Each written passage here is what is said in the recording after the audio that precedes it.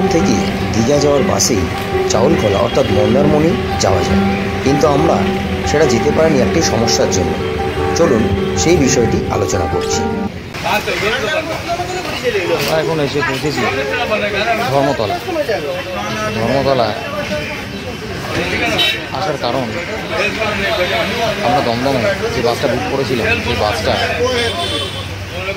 আসেনি, ক্যান্সেল হয়েছে। সেই কারণে আমরা 6:50 মেট্রো স্প্ল্যানেডে চলে এসেছি। স্প্ল্যানেডে এখানে অনেক দালাল থাকবে, এই দালালদের চক্করে পড়বেন না, কারণ তাদের যে কমিশন থাকে। এখানে শ্যামলী পরিবহনের বাস আছে 900 টাকা করে পার সিট, এসি গাড়ি ভাড়া। আর নন এসি এখানে আপনাকে 250 বলবে, একটু বার্গেনিং করলে 200 টাকার মধ্যে পেয়ে যাবেন। আর এমনি আদার যে বাসগুলো আছে এসি বাস, সেগুলো আপনি মোটামুটি 350 টাকা করে পেয়ে যাবেন। আমি দেখাচ্ছি বাসটা কীরকম।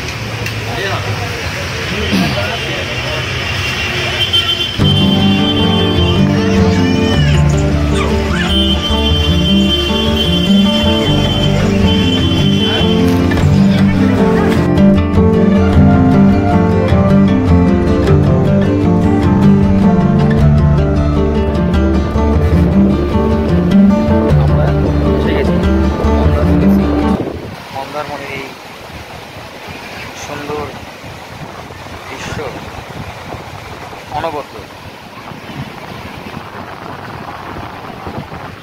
দেখুন কি সুন্দর লাগছে এখানে, চারিদিকে বিভিন্ন রকম রিসর্ট, আলো জ্বলছে, দারুণ পরিবেশ। মন্দারমণিতে এলে অবশ্যই আপনারা বিচে তো আসবেনই, এবং সেখানে আপনারা স্নানও করতে পারেন। এখানে 50 টাকার বিনিময়ে ছবিও তোলা হয়, এবং যেটা সাথে সাথেই পাওয়া যাবে। আর যদি চান যে তারা হোটেলে দিয়ে আসবে, তাদের ফোন নাম্বারও দিয়ে দেবেন, তো তারা সেটা হোটেলে দিয়ে আসবে। এ দেখুন কি সুন্দর সমুদ্রের ঢেউ। এখানে আপনারা রিসর্ট নিলে রিসর্টেই সমস্ত খাওয়া দাওয়া পেয়ে যাবেন, এবং বাইরে বিভিন্ন দোকান আছে যেখানে বিভিন্ন থালি সিস্টেম আছে, এবং খাবার দাবার কিলো দরে একটু টাকা দিলেই ওরা করে দেবে। 2 থেকে 3 দিনের জন্য মন্দারমণি আসতেই পারেন। এখানে আসার বেশ কয়েকটি মাধ্যম হচ্ছে, আপনারা হাওড়া থেকে মেচেদা, পাঁশকুড়া বা সাঁতরাগাছি থেকে ট্রেন চেঞ্জ করে হাতিতে আসতে পারেন, অথবা হাওড়া থেকে, বাবুইহাটি থেকে বা দমদম থেকে বিভিন্ন রকম এসি নন এসি বাস আপনারা পেয়ে যাবেন। হাওড়া থেকে শ্যামলী পরিবহনে যদি আসেন রেড বাসের মাধ্যমে বুকিং করে, তাহলে মোটামুটি 900 টাকা পড়ে যাবে। আর যদি অন্য নর্মাল ভলভো এসি নেন তাহলে 350 টাকা করে পড়বে। সেখানে কিন্তু বেশ কিছু দালাল থাকবে, যারা কিন্তু কমিশনের ভিত্তিতে, মানে তাদের কমিশনটা ওর মধ্যে ইনক্লুড থাকে বলে তারা কিন্তু 350 টাকা কি 400-500 যেরকম কিছু করবে। তবে আমি বলবো আপনারা ওখানে দীঘার বা মন্দারমণি অর্থাৎ চাউলখোলাতে যাওয়ার বিভিন্ন কাউন্টার পাবেন, সেখান থেকেই কিন্তু বিশেষত যেটা দীঘার কাউন্টার আছে সেখানেই কিন্তু আপনারা গিয়ে বুকিংটা সেরে নেবেন, তাহলে কিন্তু আপনারা প্রতারিত হবেন না।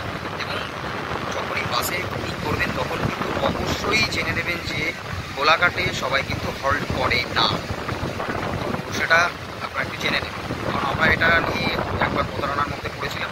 কনস্ট্যান্ট 5 ঘন্টা আমরা non AC bus, AC bus না পেয়ে নন এসিতে গিয়েছিলাম, এবং সেখানে কনস্ট্যান্ট 5 থেকে 6 ঘন্টা আমাদের লেগেছিল। 8টার সময় বাস ছেড়েছিল স্প্ল্যানেড থেকে,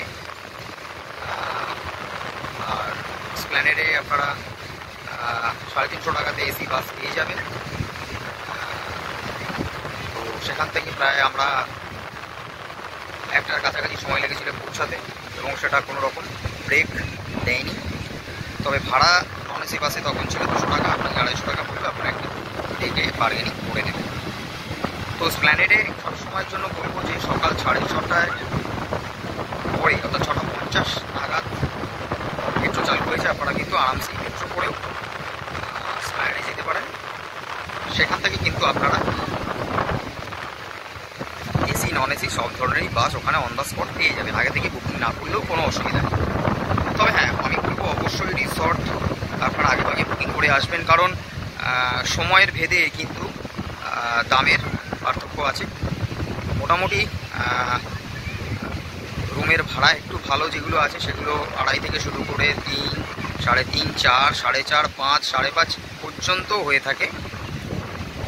তবে আপনারা এখানে অনেক ধরনেরই রিসর্ট পেয়ে যাবেন,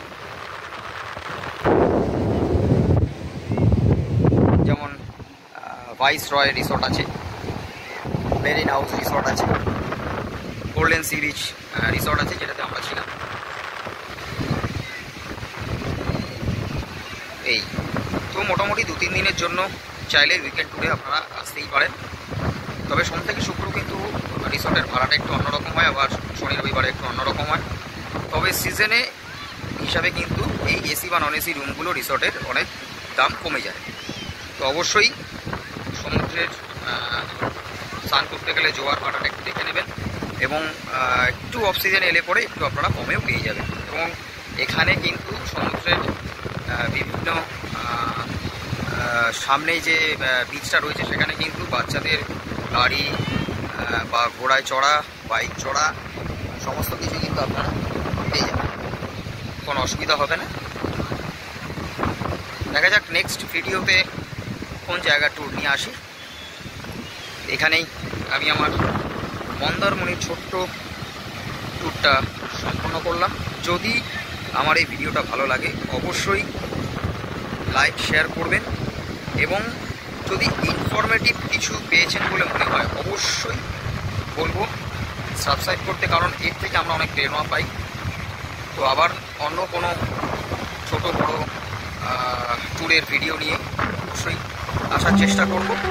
মন্দারমণি ট্যুর প্যাকেজ আমরা বুক করেছিলাম 2 রাত্রি 3 দিনের, আর সেই 3 দিনের সকালে চলে গেছিলাম আমি বিচে, আর বিচ থেকে নিয়ে এসেছিলাম দড়িতে বেঁধে একটা লাল কাঁকড়া, যা আমি আমার ভাগনাকে দেখাবো এবং ও তাতে সে মজা পাবে সের জন্য নিয়ে এসেছিলাম। তো খুব মজা পেয়েছিল যথেষ্ট। তো এরপরে আমরা বেরিয়ে পড়েছিলাম কাছাকাছি 2-1টা জিনিস দেখতে, যেমন আপনি ওখানে একটা মনসা মন্দির পাবেন। তো সেটা বন্ধ ছিল বলে আমরা সেখানে ঢুকতে পারিনি, কিন্তু দূর থেকে আমরা দেখতে পেয়েছিলাম। এবং ওখানে যে মার্কেটটা রয়েছে সেই মার্কেট থেকে আপনারা রাত্রিবেলায় খোলা থাকে, আপনারা সেখানেও ঘুরতে পারেন এবং ওখান থেকে কিছু শপিংও আপনারা চাইলে করতেই পারেন। তো এরপরে আসছি যে এখানে পার্কিংয়ের ব্যবস্থা নিয়ে।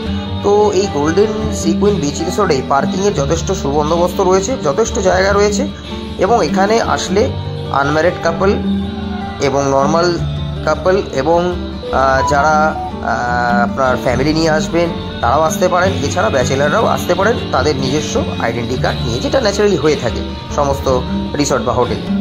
তবে এখানে আমার যেটা সবথেকে ভালো লেগেছে, এদের সার্ভিস খুব ভালো, ফুড কোয়ালিটি খুব ভালো, কিন্তু এদের খাবার যে বসে খাওয়ার যে জায়গাটা, সেই জায়গাটা নিয়ে একটু সমস্যা হয়েছিল, কারণ সেই জায়গাটা আরেকটু ইমপ্রুভ করার দরকার আছে।